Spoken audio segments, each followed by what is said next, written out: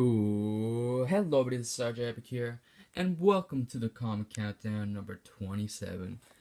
Damn, that's one of my better intros, and I did it twice in a row, because actually this is the second time I'm attempting this, because I had to stop to delete the last video I made, which if you haven't seen the last video I made, it was, no, two of the last videos I made, actually.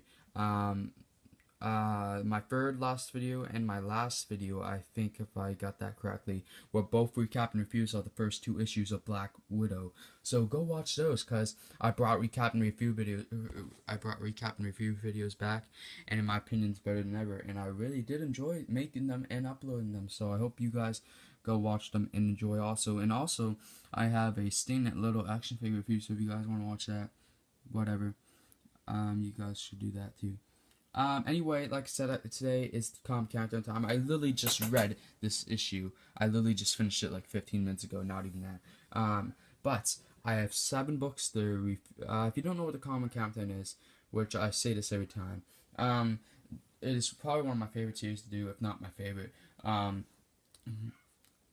it's where I go through and rank the issues from my latest comic haul, from my least favorite to my favorite. And the books I have today, I have 7 for you guys. Is Civil War II Amazing Spider-Man number 1, The Amazing Spider-Man issue number 13, The Amazing Spider-Man issue number 14, Deadpool issue number 12, The Return of Deadpool 2099, Invincible Iron Man issue number 10, Black Widow issue number 4, and Deadpool issue number 13. The 4-issue crossover in one package. And we're gonna get right into it with my number 7, my least favorite. Had to go to Invincible Iron Man issue number 10. I actually don't even really can't remember that much that happened, besides the whole bit with MJ and Friday talking, and Friday trying to get MJ back on board with Stark Industries to save him and to save the company. I can't remember if she refused or accepted. I can't remember that part. Then I remembered there's a little part with the new girl, the genius little girl, the 12-year-old. God. Oh yeah. At the end, we saw Rhodey meet up the Defenders because we don't know what happened to Tony because he was just ordered to take a War Machine. So I don't know. Well, he's still on the cover as like some guy named Franco. Mr. Franco.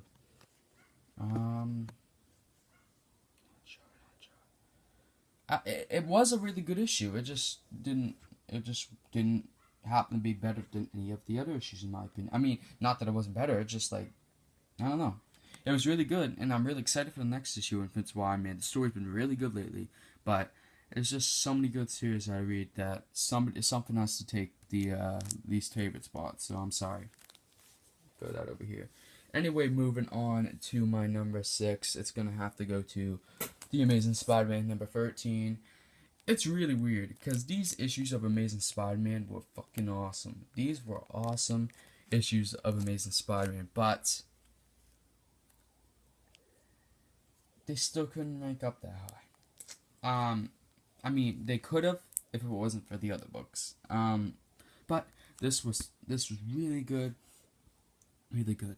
And in fact, one of the factors that made this not as good as 14 is because, well, this came first, but also I did enjoy this issue, I think, a little bit more. Basically, the big thing about this issue, spoiler alert, is Miles Morales, the new Spider-Man, basically gets straight up kidnapped.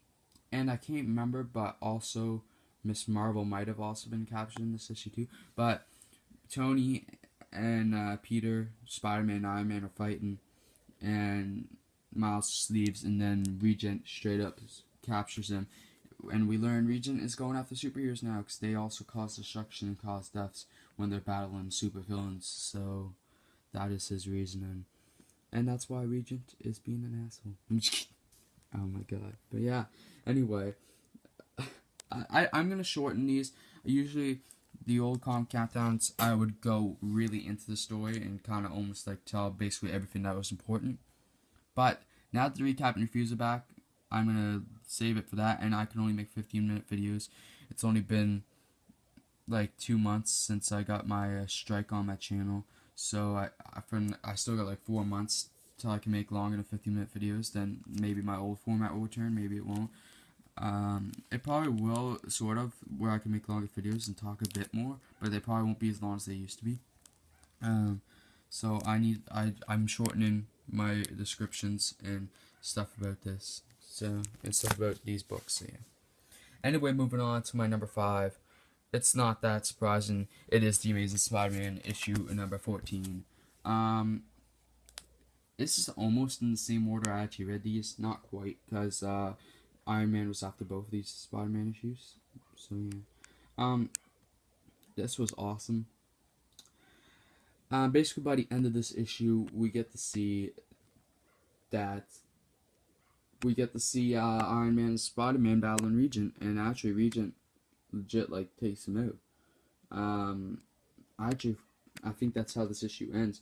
And then next issue, it looks like issue 15 looks like MJ is gonna put on the Iron Spider suit, which would be interesting.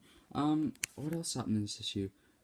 Oh yeah, I think it was this issue. I'm pretty sure we got to see Harry, formerly Osborn, but now Lyman. He definitely knows because well, him, MJ, and Betty Brant figured it out. But he goes to find Betty Brant to confirm his suspicions, and he does learn that Regent is Augustus Roman, which is interesting. He confirms it himself, and he figured it out, and then he alarms Spider-Man. So that was nice. Okay, moving on to my number 4. It is Deadpool number 12. Deadpool 2099. I thought this might be on the lower side of this comic captain. I actually thought this could actually possibly take my least favorite spot, but this was awesome. This was a great issue. And in fact, I was expecting it to be better than Deadpool number 13, but turned out Deadpool number 13 was fucking awesome too. But Deadpool number 12, Deadpool 29's back, and better than ever, as good old Eric Bischoff would say. And this story told everything it needed to. The other Deadpool, the one in the black and white, it turned out to be the person I thought it was going to be. And spoiler alert, it is Deadpool's other daughter. I just said that weirdly. It's Deadpool's other daughter, who I forget the name of, who is featured in Spider-Man Deadpool. It's the black daughter. I'm not saying that. I'm not trying to be like. That's how I can explain. I can't remember her name. It's the daughter he's protecting, and in one of the past issues, I think no, it was the last issue. It was issue 11, which was the last issue of the Deadpool Sabretooth storyline. It's where we got to learn she's the daughter that's gonna turn out to be a mutant. So that's cool. So she did, obviously. So it's both his daughters basically battling, and basically we got to see her free Deadpool, and I will be doing some recap and reviews. I will definitely be doing more because I need to recap and review this book. So yeah, I don't know when it comes to recap and review. Speaking of, my number 3 is Deadpool number 13. I don't know if we'll be able to do a recap and review on this, at least for a long time, till like the strike on my channel goes away, because this was so big I wouldn't have time to go through it. I barely have enough time to do a regular size issue, so I mean, Jesus.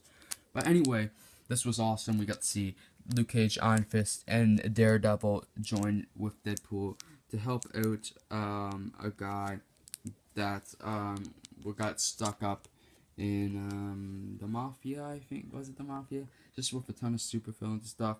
And one of those supervillains, like the main star of the supervillain cast, being Typhoid Mary. We got to see Typhoid Mary.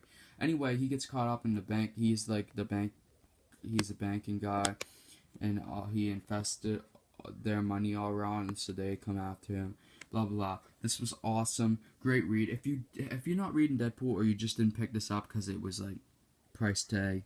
I don't know if it's this much for you guys, but where I live in Canada, it's that much. No, it's $9.99 US. Oh, nice. $2 extra. Thank you. Yeah, I had to pay $2 extra for this. If you do not have this, I recommend you pick this up. It's a great story. It's literally 4 issues in one. This is huge. It literally took me the same amount of time, maybe not, because I was really into this issue, to read as I would have read 4 issues. and this was really good. The art changes. So the first issue, the first quarter, is Deadpool issue, normal Deadpool writing art. Second issue, Daredevil art and writing Daredevil's team. Third issue, Luke Cage, Iron Fist, their art, their team, and then we go back to Deadpool. This was really good, and I kind of actually really like this format. And if every once in a while, if I have to pay this price for a great issue like this, then I'll take it. I enjoyed this better than the 75th, or not the 25th anniversary issue, number 7 of Deadpool. That was this price, I think, too. I enjoyed this more. This was awesome. But yeah, anyway, moving on. We got my number 1 and number 2 right here. Which my number 2 will feel my number 1. Is this number 1? Is this number 1? The Black Widow finally reached number 1. I'm sad to say it didn't. Black Widow issue number 4 is my number 2. And actually, this was almost my number 3, and Deadpool number 13 was almost my number 2. Because I didn't think this was probably the worst issue of Black Widow so far. But it was still really good, and the end half was great, and it promised. The reason this is my number 2, is because this issue promised something in the future that we're gonna see, and when an issue sets up something, and when a story sets up something that isn't gonna happen for a bit, but it's gonna promise that we're gonna get it, and we probably will see it realistically. That's awesome. I think that's great. When a story sets up something like that, because this set up a future encounter really well. Because we learn that there's a new Red Room initiative, there's a new Red Room project, and actually the daughter of the original person that was in charge, the little recluse, is actually in charge now, and she has control over her mother, Ian. And basically they promised in this issue, in the future, sometime in the future, maybe near, maybe a bit far, we are going to see them battle, but this time we didn't, because Natasha was injured still from that stab wound. We also got to see one of her old teachers, who was the one who helped her heal up a bit and train her, so she could get the job done that the Weeping Lion wanted. So yeah, and this was really good. Looking back, this was awesome, but just at the time of things, maybe in this environment I was in, I didn't find it as good. But if I read it again, I'd probably find it awesome. Maybe it was that good, and not just the environment stuff, blah blah blah. Plus, it was also kind of ruined because at the back in the letter hacks on the final page, the ink and the letters smudged a bit because I don't really know why. I think maybe because of the grease in the field I was in. But I dropped the book and they picked it up, and then I accidentally grabbed my finger crossed, and it was like messed up, or the grease from like something. I don't know how it, but it's smudged and it's really bad. I got a little under 2 minutes left, so we gotta go with my number 1, which is the Amazing Spider-Man Civil War 2 issue number 1. This was great. This was all I want from a Spider-Man story, really. This was also starring Ulysses, who is kind of like the MVP star of Civil War 2, because they're kind of battling over how he should be used. He's a new Inhuman who can see visions of the future, which can be helpful.